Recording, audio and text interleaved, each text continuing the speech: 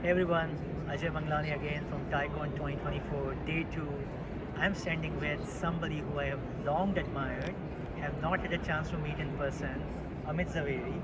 Amit is VP and GM of Google Cloud. Previously, he had leadership roles at Oracle, one of my first companies that I started my career with. So, Amit, such a delight to have you here. Good to have you. Good to be here. Thank you for joining us at TiCon. You will be doing your session right now in a short bit, so we are all super excited about it. Want to talk to you a couple of things. Google Cloud has been growing amazingly well, and not so much only the growth, but also building on a strong foundation on all fronts, right? The distribution, the sales, the right type of marketing, the product, and the enterprise footprint. And congratulations on such a successful conference that you had, your annual conference.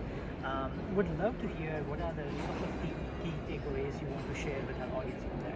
Yeah, no, I think we've been on a very good journey over the last many years, and Google Cloud is kind of have been investing aggressively in building an amazing platform for customers to build applications on, right? And we try to support every kind of use cases, especially developers. The next generation applications have been really something which we cater to. We work very closely with a lot of startups. At Google Next, we announced quite a few innovations, be around Gen AI, be around on the processor side, the work we're doing across all of our product stack. In workspace and other things as well, to really make it easy for customers to build applications, integrate them, be able to kind of grow around that, and it has been resonating very well. Our philosophy always been around openness and providing choice to customers. I think a lot of customers now realizing the need to have open platform, open standard platform, which they don't have to get locked into.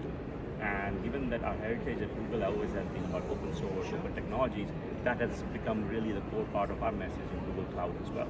So you see, we've been investing in AI for 10 plus years at Google itself, and those values and the learnings we've had now being able to deliver to Google Cloud to our customers have really made a huge difference to our message as well as the adoption of it. And customers are making note of it. I mean, you look at not just the new sales, but also the existing customer growth.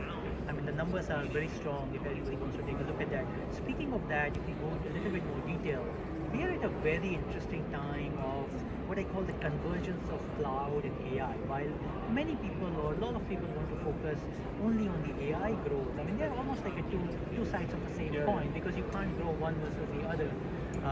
And Google is in such a strong, unique position there, because Google Cloud was always a leader in that space, and AI always kind of a space now you're bringing both together. Would love to hear from your perspective, what's the key strategy Google Cloud is driving is to benefit the end customers when you think about it? Yeah, there are multiple things, right? I mean, if you look at what we've done for the last many years, we have a very differentiated and a scalable data platform, which was built for many, many years, and we have use it internally as well as for customers, and the benefit from the ML AI related capabilities we build into the data cloud. And now what we've done, especially a product we released recently called Vertex AI, Yes. Which takes multiple capabilities from different models and provides a layer and a lot of kind of services around it to make it for anybody to build applications. Right, so we provide support for our first-party models, we provide support for third-party models, we provide support for open source models. Right, so the customers, when they're trying to build an application, they don't have to worry about what makes sense at what time. They can keep on changing or evolving with our platform. Right, so that has really benefited many, many customers. So when you combine the strengths of what we have on the AI platform, you combine the strengths of what we're doing in the data side, and then you add a layer around security. We have done a huge amount of work building out, not just making sure our products are secure, but also we provide security products. Sure. Right, and that has really resonated with a lot of customers because they are seeing a lot of issues around cybersecurity threats and everything else. So we had done a couple of acquisitions in that space, plus we built a lot of things organically to really make a difference in that stack. So I think the combination of a lot of things we're doing, then making it easy for the developer ecosystem, making it easy for productivity, so that all these things are coming together very nicely. And we are trying to make sure that we again work in a very good partner ecosystem. So we bring a lot of partners along as well. We partner with Palo Alto Network, we partner with MongoDB. So we are trying to make sure, be it any kind of products, every area, we do land up getting this ecosystem also created, which gets customers the benefit of choosing what they want, and we can help them as their journey continues. Much holistic playbook, right? If our listeners are following what Amit just said, to recap, you're starting with the data, which is really the powerhouse of any AI system. Any data which is not good is only going to generate limited powerhouse output of the AI.